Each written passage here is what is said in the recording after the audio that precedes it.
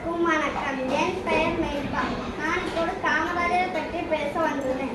காமராஜர் 1903ஆம் ஆண்டு ஜூலை 15ஆம் நாள் திங்கட்கிழமை பிறந்தார். காமராஜர் மக்களுக்காக பல திட்டங்களை கொண்டு வந்தார். அதில் முக்கியமானது இலவச கல்வியும் மதிய உணவு திட்டமும். இது எப்படி வந்த தெரியுமா? சொல்ல கேளுங்கள். காமராஜர் ஒரு நாள் காரில் சென்று கொண்டிருந்தார். அப்போது 2 சிறுவர்கள் வழியில் மாடு மேற்கொண்டிருந்தனர்.